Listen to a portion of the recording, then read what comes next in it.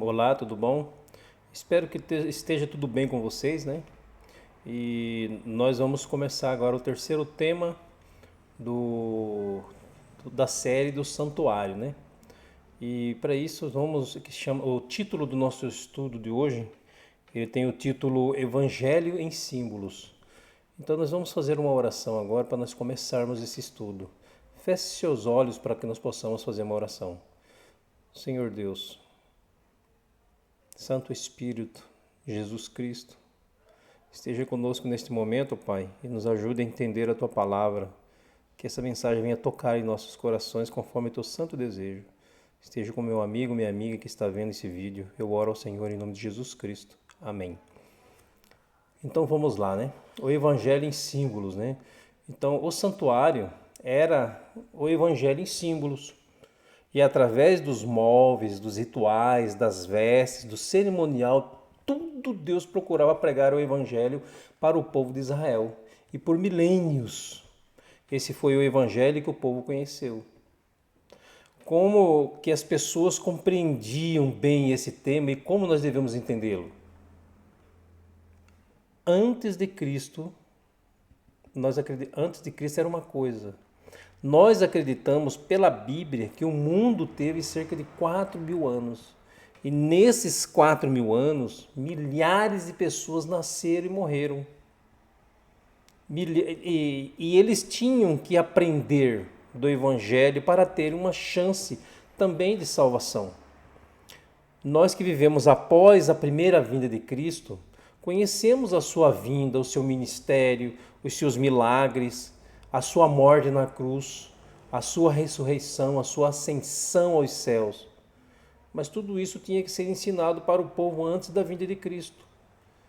E qual a forma que Deus encontrou para evangelizar as pessoas do Antigo Testamento? O santuário. Foi o meio que Deus mostrou, orientou Moisés para construir, para que o povo fosse evangelizado. É por isso que Deus disse lá em Êxodo 25, versículo 8, e nós já lemos esse texto aqui algumas vezes durante o estudo. E me farão um santuário para que eu possa habitar no meio deles. Então, o Deus sempre desejou morar com o seu povo. Deus sempre desejou. E tanto é que na consumação do plano do Evangelho, o que é que prometeu Jesus lá em João 14, de 1 a 3? Vocês lembram? Abra lá. Diz assim: não se turbe o vosso coração. Credes em Deus, credes também em mim. Na casa do meu Pai há o quê? Muitas moradas. E eu vou preparar-vos o lugar. E quando eu for e preparar, eu voltarei. E vos levarei para mim mesmo, para que onde eu estou estejais o quê? Vós também.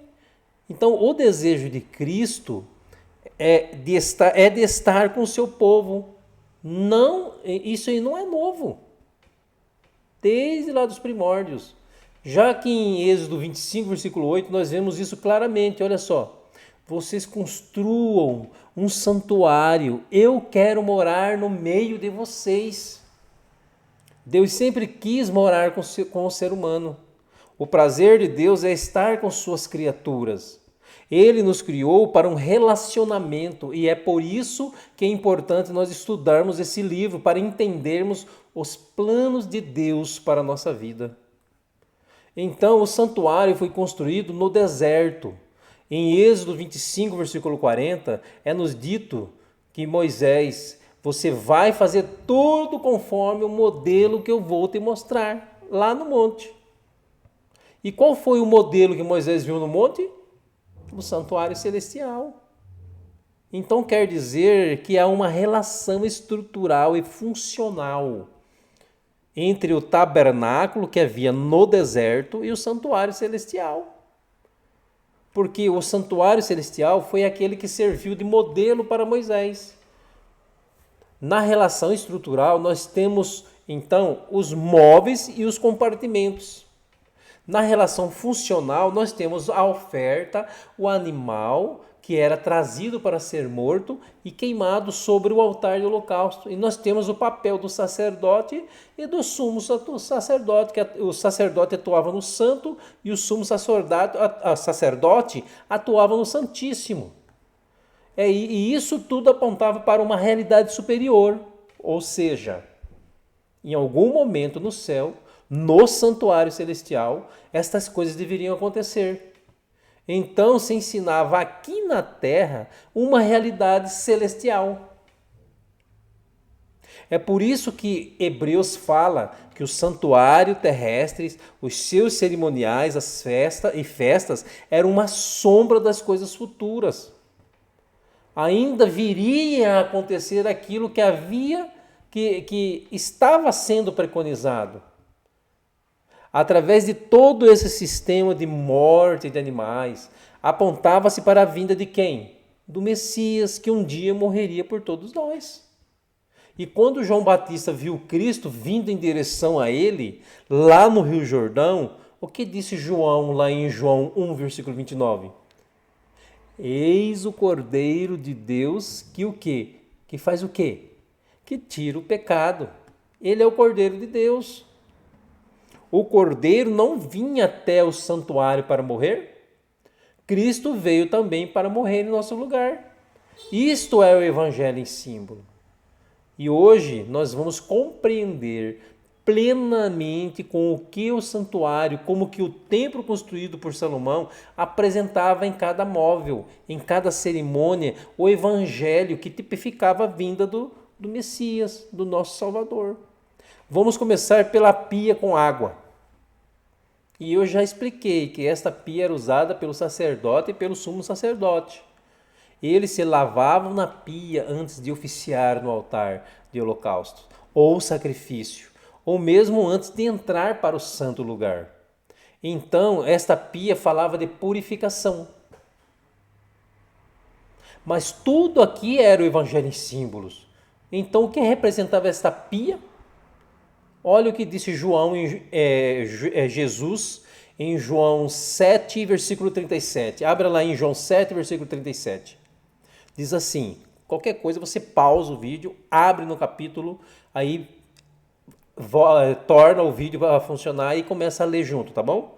O vídeo está aí para isso. Então, olha só o que diz em João 3, 37. Diz assim, no último dia, o grande dia da festa, levantou-se Jesus e exclamou, se alguém tem sede, venha a mim. E faça o quê? Beba. Vocês estão lembrando do diálogo de Jesus com a mulher samaritana? Lá em João 4? O que disse Jesus para aquela mulher? Quem beber da água desse poço voltará a ter sede. Mas aquele que beber da água que eu lhe der, jamais terá sede. Pelo contrário, será uma fonte a jorrar para a vida eterna. Então Jesus mesmo se declarou como sendo a água da vida. Então esta pia com água, ela apontava para Cristo, a água da vida. Esta pia também falava de purificação. E veja, a água está associada tanto no Antigo Testamento quanto no Novo. Há um rito de purificação. E no Novo Testamento, qual é o rito de purificação que João Batista introduziu para a igreja? O batismo. João Batista, né? João o Batista. Então a pessoa tinha que mergulhar nas águas para ser batizada. Então esta pia representa Jesus como a água da vida, mas também uma demonstração do poder purificador da cerimônia do batismo. A água como elemento de purificação. O segundo móvel do santuário era o altar de holocausto, o altar de sacrifícios. O que é que Jesus declarou, que a Bíblia declara sobre esse assunto? Vamos ver lá em Hebreus 9, versículo 13 e 14. Olha só o que diz lá. Portanto, se o sangue de bodes e de touros e a cinza de uma novilha aspergidos sobre os contaminados os santificam, quanto à purificação da carne, muito mais o sangue de Cristo, que pelo Espírito eterno a si mesmo se ofereceu a Deus. Sem mácula, purificará a nossa consciência de obras mortas, para que sirvamos ao Deus vivo. Então o autor de Hebreus está dizendo, dizendo assim, no passado, né? O sangue de touros e bodes e de bezerro, eles purificavam. Então, se eu era um israelita e pecava, eu tinha que ir ao santuário, trazer um animal como oferta, para que o meu pecado fosse perdoado. Agora o autor de Hebreus vem dizer assim, muito mais o sangue de quem? De Cristo. Vai nos purificar do quê? De toda contaminação. Ou seja, todos aqueles animais apontavam para quem? Para Jesus, nosso Salvador. E se o animal era colocado sobre o altar, esse altar passava a simbolizar o quê? Passa a apontar para o local da morte de Cristo. E assim como o animal morria sobre o altar, Jesus morreu sobre o quê? Sobre o Calvário. Um outro texto que nos ajuda a entendermos isso é Cristo, quando estava lá no Calvário e quando ele morre, ele bradou: está consumado. O que aconteceu com o véu que separava o santo do santíssimo? Rasgou-se de alto a baixo, significando que o verdadeiro sacrifício havia sido feito no Calvário. E que hora Jesus foi crucificado? Vocês lembram? Que hora Jesus foi crucificado? Lembram ou não? Às 9 horas da manhã. Que horas ele morreu? Às 15 da tarde ou 3 da tarde.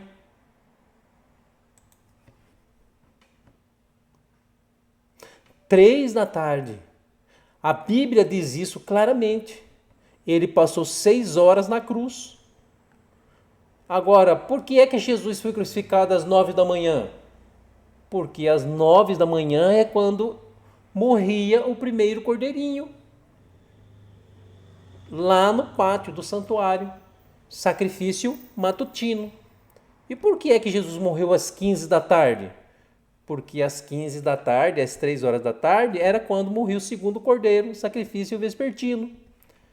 Então, todo dia no santuário morriam 2 cordeirinhos. Um às 9 da manhã e o outro às 15 da tarde. Esses cordeiros não eram nenhum pecador que trazia, era o próprio santuário que tinha que prover esses 2 cordeiros todo dia. E por que os 2 cordeirinhos morriam às 9 da manhã e às 15 da tarde do santuário? Ocorriam em 2 situações. Primeiro, as pessoas em Israel eram pobres. Elas pecavam. E ela não tinha o animal que a lei pedia, que deveria ser levado até o santuário. Então, se ela não tinha condições financeiras de levar um animal até o santuário, ela, na hora do sacrifício matutino ou vespertino, ela se voltava para o santuário e ela confiava que aquele cordeiro que está no altar estava morrendo e iria pagar o seu pecado. Então o santuário, o próprio santuário provinha 2 cordeiros por dia. Primeiro, para as pessoas pobres que não tinham condições de oferecer um animal. E segunda condição, para qualquer israelita que estivesse no longe de Jerusalém, ou longe do tabernáculo, e não pudesse vir, até lá no santuário para trazer sua oferta. Você entende agora porque Daniel, lá em Babilônia, quando ia orar, ele orava com o rosto voltado para Jerusalém? Você entende o porquê? Porque ele orava na hora do sacrifício lá em Jerusalém. E ele confiava que mesmo ele não podendo estar lá no santuário para oferecer o seu animal, lá morreria um animal por ele. Então esses 2 cordeiros atendiam essas 2 demandas. Pessoas pobres e israelitas que estavam distantes e não podiam vir aqui para oferecer o seu sacrifício por causa do seu pecado. Então o altar de holocausto apontava para o Calvário. Agora, deixando o pátio e entrando no santo, dentro do santuário você tinha 3 móveis. À direita, a mesa com os pães da preposição. À frente, um altar de incenso. À esquerda, um candelabro com 7 lâmpadas. O que representava esses móveis? Primeiro, a mesa dos pães. O que representava? Olha o que Jesus disse lá em João 6, versículo 35. Declarou-lhes, pois, Jesus: eu sou o quê? O pão da vida. E o que vem a mim jamais o quê? Terá fome. E o que crê em mim jamais terá sede. Então ele declarou: eu sou o pão da vida. Lembram que em cima da mesa você tinha 12 pães? E esses 12 pães, cada pão representava uma tribo. Lembram disso? Esse é o primeiro simbolismo. Segundo simbolismo, Jesus é o pão da vida.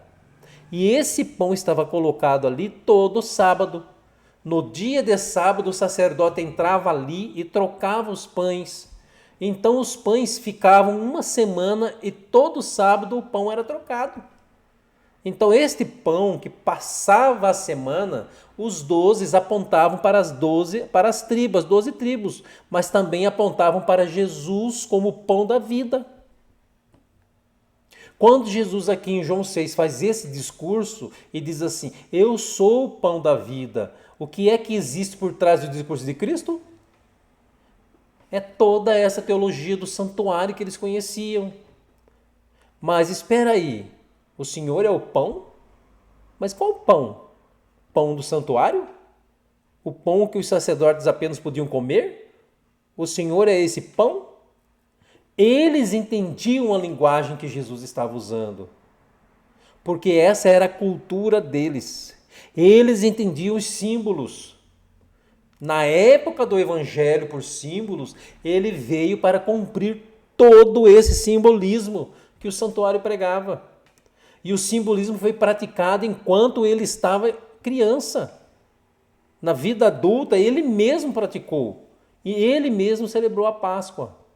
Não é isso com os discípulos? Que aconteceu com os discípulos?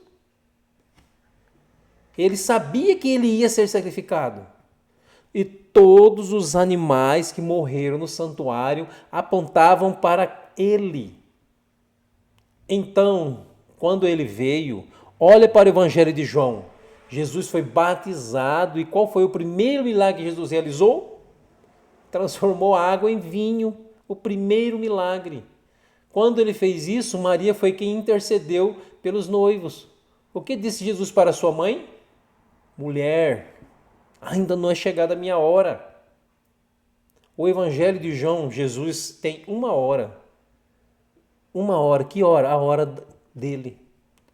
Ele não tinha poder em si. Nenhum animal tinha poder em si. Mas ele apontava para aquele que tem o poder. E se Cristo não morresse na cruz do Calvário, de que teria adiantado todos aqueles milhares de animais sacrificados? Nada. Porque eles não têm poder para salvar. Era apenas uma demonstração para a obra que o Messias viria fazer. Então, tudo no santuário, a oferta, o sacerdote, o sumo sacerdote, os móveis, tudo apontava para Cristo. Por isso estamos chamando esse estudo de Evangelho em símbolos. Em qualquer lugar do mundo que houver uma tentativa de se ter um santuário para voltar a um tipo de sistema sacrificial, é descrer da história cristã. Cristo já veio. Então ele já veio. E ele é o cumprimento exato de todas as profecias do Antigo Testamento. É por isso que você tem os eventos como a morte de Cristo, o rasgar do véu, tudo foi um simbolismo que foi se completando. Então seria um retrocesso e uma negação da primeira vinda de Cristo, da sua messianidade, se eu começar agora a sacrificar. E não há na Bíblia nenhuma autorização para isso. Até porque nós vamos entrar mais para frente, bastante no livro de Hebreus. E qual é a finalidade do livro de Hebreus? O livro de Hebreus, como o termo já diz, foi escrito para os hebreus. E o que queria o autor de Hebreus com esse livro? Mostrar que todas as coisas do Antigo Testamento, que tudo no tabernáculo e do templo de Salomão apontavam para Cristo. Então você tem no livro de Hebreus 8 e 9, principalmente a transição sendo feita. Então, se o sangue de touros e bodes e bezerros purificavam naquele momento, quanto mais o sangue de nosso Senhor e Salvador Jesus Cristo. Se o sacerdote atuava lá no santuário e o sumo sacerdote atuava agora nós temos Cristo como sumo sacerdote. A ordem de Melquisedeque. Então, o livro de Hebreus é a prova de que tudo se cumpriu em Jesus. E nós vamos ler vários textos daqui para frente que vão deixar isso bem claro em nossa mente. Então, a mesa, como os pães, eram símbolo de Jesus, o pão da vida. E quando eu vou para o outro lado, eu tenho o candelabro, um candelabro com 7 lâmpadas. Eu disse para vocês que o tabernáculo não tinha janelas. E ele dependia desse candelabro para toda a sua iluminação. Aí vem Cristo em João 8,12 e diz assim, de novo, lhes falava Jesus dizendo, eu sou o quê? A luz do mundo. Quem me segue não andará em trevas, pelo contrário, terá a luz da vida. Então, tudo o que havia no santuário, Jesus aplica a si mesmo. Eu sou a luz do mundo. Assim como o candelabro ilumina, eu sou a luz do mundo, eu ilumino. E por que esse candelabro tinha 7 lâmpadas? Porque o 7 na Bíblia é símbolo da perfeição. 7 lâmpadas é um perfeito simbolismo de quê? De Cristo, como sendo a luz do mundo. E havia mais um outro móvel. Ainda no local santo, você tinha um altar de incenso. E olha o que diz Apocalipse 5, versículo 8. Diz assim, quando tomou o livro, os 4 seres viventes e os 24 anciãos prostraram-se diante do Cordeiro. Quem é o Cordeiro no Apocalipse? Jesus. E ele chamando assim quase 30 vezes, ele é o Cordeiro de Deus. Então eles se prostram diante do Cordeiro, tendo cada um deles uma harpa e taças de ouro cheias de incenso. E o que são essas taças de ouro cheias de incenso? As orações dos santos. Então o que representava esse altar de incenso que era queimado e a fumaça que subia? As orações dos santos. Se atente agora para um detalhe. Lembra que havia uma cortina que separava o primeiro compartimento do segundo?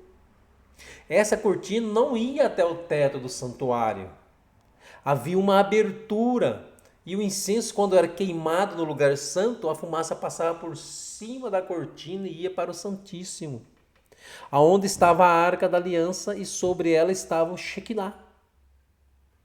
Então a fumaça que simboliza a oração dos santos saía e ia até o trono de Deus.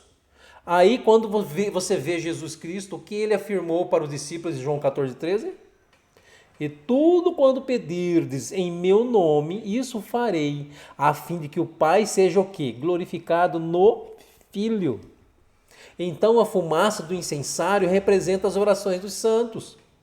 Mas quem é que nos apresenta a Deus essas orações? Cristo. Em nome de quem devemos pedir as coisas ao Pai? Em nome de Jesus Cristo. E tudo que nós pedimos ao Pai em nome de Cristo, Ele vai atender. Então, está claro no santuário. As pessoas entendiam que tudo apontava para Jesus. E todos os simbolismos que você encontra no santuário vão ter um cumprimento na pessoa de Jesus Cristo. Hoje em dia as pessoas praticam vários rituais, como sacrifícios, queimar incenso. Na verdade estão fazendo essas práticas sem atribuir os valores reais. E até outros valores desvirtuando completamente. E se isso se ensina abertamente, sem explicar as origens e a origem correta, e a população, vamos dizer assim, a humanidade fica sem saber de onde surgiram essas práticas. porque não se ensina nas escolas. A história do povo hebreu, onde tudo começou, não ensina. Temos dois motivos a se pensar. Primeiro, que estudar a história do povo hebreu é estudar as nossas raízes cristãs. Porque o povo hebreu é o povo que a quem Deus escolheu para a manutenção dos oráculos sagrados. Era um povo monoteísta. Deus escolheu esse povo para que fosse seu representante. Então, nós temos muito a aprender.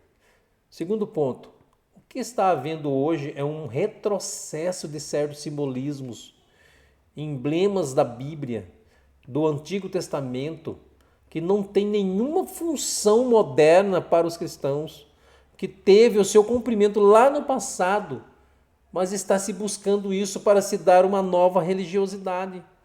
E as pessoas estão sendo iludidas, porque eu tenho que ter na Bíblia a orientação de tudo o que eu devo fazer.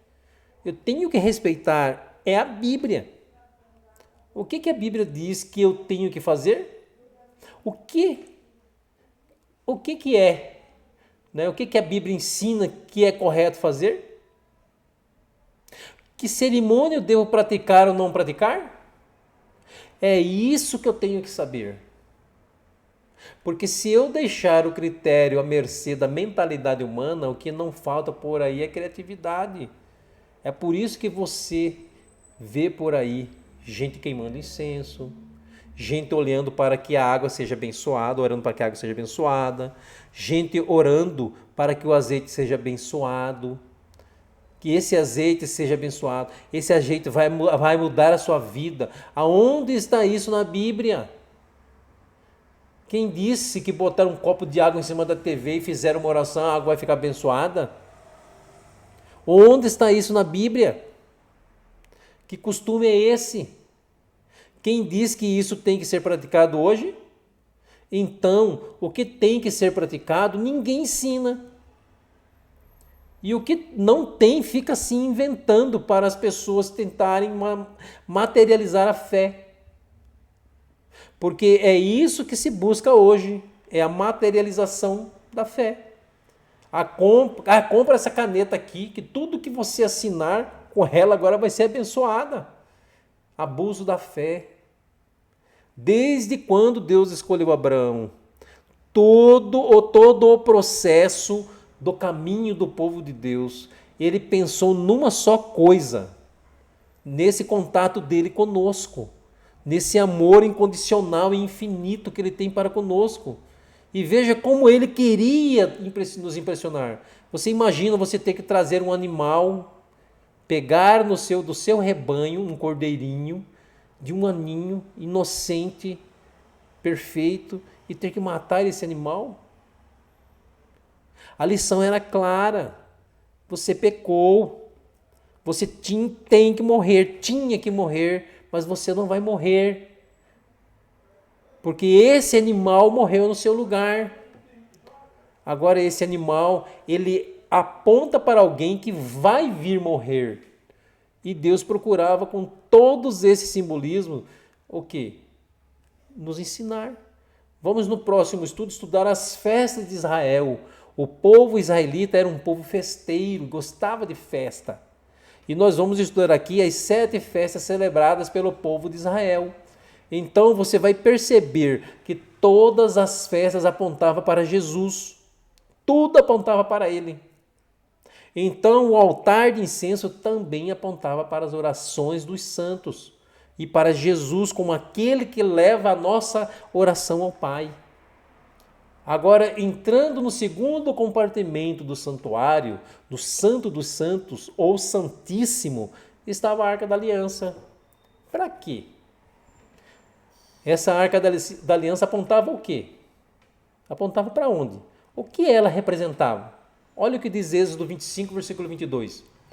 Ali virei a ti, e de cima do propiciatório, do meio dos querubins, que estão sobre a arca do testemunho, falarei contigo acerca de tudo que eu te ordenar para os filhos de Israel.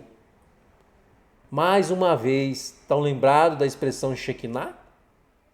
Era a glória de Deus que repousava em cima do propiciatório da Arca da Aliança.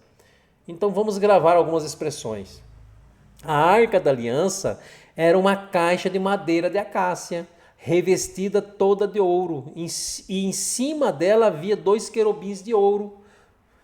E cobrindo a caixa havia uma tampa toda de ouro. E essa tampa era chamada de quê? Propiciatório. Aí Deus está dizendo: Moisés, eu estarei entre os querubins acima do propiciatório. Eu vou estar acima da tampa da arca, entre os querubins, e dali eu vou falar com você. Oh. Então Shekinah era a glória da presença de Deus, manifestada em cima do propiciatório. Agora, o que representa então a Arca da Aliança? Se é tudo simbolismo? O trono de Deus? E como que a arca apontava para Cristo? É simples, basta a gente ler mais um verso. Romanos 3, versículo 25. Paulo falando sobre Jesus Cristo, ele diz assim: a quem Deus propôs no seu sangue como propiciação mediante a fé, para manifestar a sua justiça, por ter Deus, na sua tolerância, deixados impunes os pecados anteriormente cometidos. O que Paulo está dizendo em Romanos 3? Deus propôs no sangue de Cristo como propiciação. E a palavra propiciação está ligada a propiciatório, no grego hilaristerion. O que é hilaristerion? É o propiciatório. E o que fez Cristo por nós? Propiciação. E o que é Cristo? Ele é o elasterion, em inglês. E esta palavra propiciatória, em algumas versões bíblicas, é chamado de mercy seat, o assento da misericórdia. Porque entre a lei de Deus, dentro da arca, que aponta o meu e o seu pecado, é o que nos condena à morte. Acima da arca está o próprio Deus, cuja presença é fogo consumidor. E entre a lei que nos acusa e o Deus que é santo, você tem um propiciatório. Então o que fez Cristo? Ele veio se interpor como hilasterion, como propiciatório entre Deus e a lei quebrada pelo homem. Ele se colocou no lugar do homem. Então, quando as pessoas entendiam essa teologia, elas sabiam que esse hilasterion, essa tampa da arca, que esse assento da misericórdia era um tipo de Cristo, que se interporia entre os nós pecadores e um Deus santo. Você percebe que todo mundo no santuário, tudo no santuário apontava para Jesus? Quem estava apenas dentro do Santíssimo era só o sumo sacerdote, só ele entrava lá. E quando esse santuário movia-se de um lugar para o outro, apenas os levitas podiam carregar todas as cortinas, as madeiras, os móveis. E tinham as famílias, eram 3 famílias. Eram os gersonitas, os meratitas e os coatitas. Agora, essas 3 famílias, cada um tinha uma função, uma demonstração. Eles tinham uma função, era para desmontar e montar o santuário. A outra carregava os móveis, a outra carregava as tábuas e as cortinas. Mas então apenas esta família que carregava e que podia transportar os móveis e também a arca da aliança. Lembra que uma vez Uzá, ele foi tentar pegar na arca da aliança, que pensou que ia cair, e ele foi fulminado na mesma hora? Isso está lá em 2 Samuel 6, versículo 7. Ele foi fulminado na mesma hora, morreu na hora, porque não era permitido a ele fazer isso. Então apenas essa tribo de Levi que estava encarregada de transportar e que podia tocar na arca. Agora, uma vez essa arca foi aberta para receber a lei de Deus, depois receber um pote de ouro contendo um maná, e uma porção de maná, e depois a vara de Arão, que se encheu de flores. Essa arca foi coberta e assim ela vivia. Interessante, quando nós olhamos para os evangelhos, a gente descobre que Jesus não purificou o templo uma única vez. Ele purificou 2 vezes. Quando ele começou o ministério, ele foi lá e purificou o templo. E quando ele terminou o ministério, ele foi lá e purificou o templo de novo. Tem 2 ocasiões, Jesus vai lá e expulsa os cambistas do templo, com o mesmo discurso: a minha casa será chamada casa de oração para todos os povos, mas vocês a transformaram em o quê? Um covil de salteadores. O que Jesus queria ensinar com isso? Que o templo ainda estava em vigência, que as cerimônias estavam perdendo o seu significado porque havia pessoas mercadejando lá. Porque os próprios líderes religiosos responsáveis por manter a solene cerimônia da morte de animais, do sangue aspergido no altar, eles estavam agora só pensando em dinheiro, em se enriquecer, usando animais que não deveriam usar, animais doentes, animais aleijados, vendendo um preço superfaturado para os adoradores. Então Jesus veio se opor contra isso. E ele se opôs contra isso. Ele fez no início do ministério e ao findar do ministério, que durou 3 anos, 3 anos e meio, para se cumprir a profecia. Com isso ele diz que essa cerimônia até aquele momento ainda tinha um significado. Que esse templo que aí está ainda era um local da habitação de Deus, esse templo. A despeito do pecado da nação. Mas que em breve tudo isso o quê? Passaria. E quando ele morre de fato, perdeu o sentido, tudo o que ele fazia. Cristo foi o cumprimento de todas as leis cerimoniais. Ele cumpriu-as. E quando o véu do santuário rasgou-se de alto a baixo na hora do sacrifício, porque Jesus morreu às 15 horas da tarde, e foi às 15 da tarde que o véu se rasgou. Aqui estava o sacerdote com um cordeirinho pronto para matar. E o cordeiro faz o quê? Escapa. Por quê? Porque não morreu o cordeiro naquele dia. Por que não morreu? Porque lá no Calvário, o verdadeiro, o antitipo, estava sendo imolado. Quem? Jesus. Então tudo no santuário apontava para Cristo. Agora um detalhe interessantíssimo, que você tem que guardar no seu coração. Se todo dia o sacerdote entrava no pátio, se uma vez por ano o sumo sacerdote entrava lá dentro no Santíssimo, isso quer dizer que em algum momento da história, Cristo viria aqui no pátio, na terra. Em algum momento da história, Cristo estaria no Santíssimo. E nós vamos ver nos próximos estudos quando é que Jesus cumpre o papel de sacerdote e sumo sacerdote. Porque até aqui nós entendemos o papel de Cristo como ovelha ao ser morto no Calvário. E por todos os móveis que apontavam para ele. Mas em algum momento ele viria para ser sacerdote e sumo sacerdote. E isso nós vamos entender nos próximos estudos. Por hoje, entendamos que no serviço diário, que acontecia no primeiro compartimento pelo sacerdote, representava o quê? Perdão dos pecados. Cristo morreu para perdoar nossos pecados. Quando uma vez por ano o sumo sacerdote entrava no segundo compartimento do santuário, era o dia do juízo. E nós vamos estudar aqui de que esse juízo também já começou. Você sabia disso? O juízo já começou. Nós estamos vivendo um dia de juízo conforme ensinado no santuário. Mas isso nós vamos tratar desse tema nos próximos estudos. Guarde isso no seu coração. Cristo viria cumprir papel sacerdotal e sumo sacerdotal, porque tudo no santuário era um evangelho em símbolos que apontava para ele. Então ele tem que vir cumprir o papel de sacerdote e sumo sacerdote.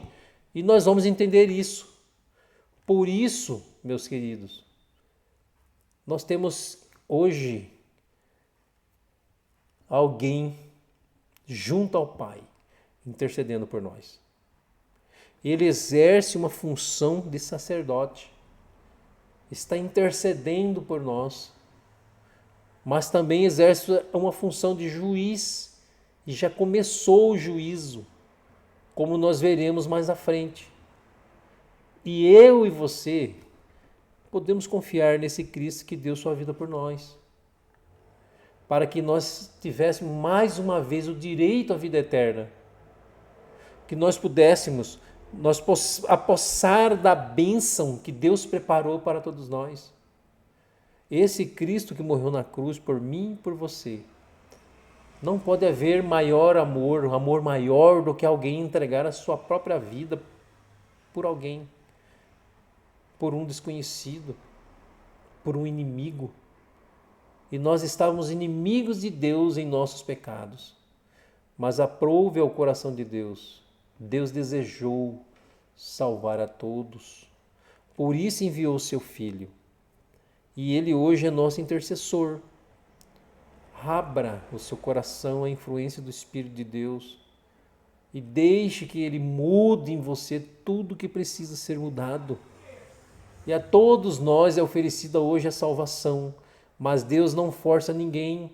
Se você quiser, se você aceitar, Ele pode entrar no seu coração, tomar conta da sua vida, abençoar você e sua família e preparar você para a eternidade. Vamos abrir nosso coração a Deus e pedir que Ele faça em nós todas as mudanças necessárias, tudo o que nós precisamos para um dia estarmos na presença dEle. Deixe que Ele faça isso. Se é o teu desejo, vamos orar. Feche seus olhos. Santo Deus, muito obrigado, porque o Senhor é um Deus fantástico, um Deus maravilhoso, um Deus soberano, um Deus santo.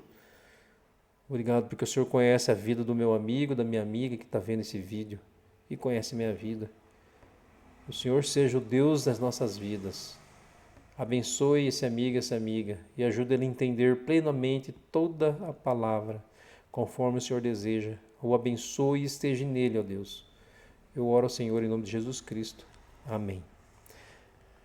Obrigado porque você esteve comigo até esse momento, estudando a palavra de Deus.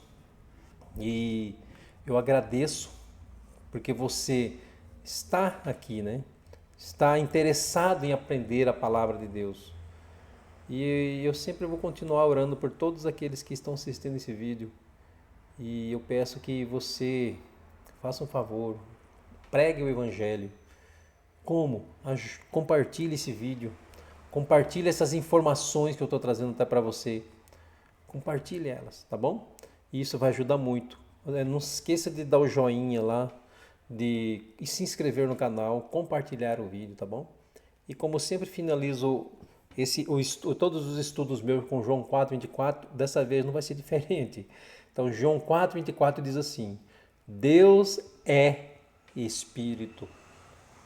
E importa o quê? Que os seus adoradores o adorem em espírito, com Ele, Deus, um espírito de amor, e em verdade, sem falsidade, sem mentira. Que Deus te abençoe, tá bom? Fique com Deus, até o próximo estudo. Tchau.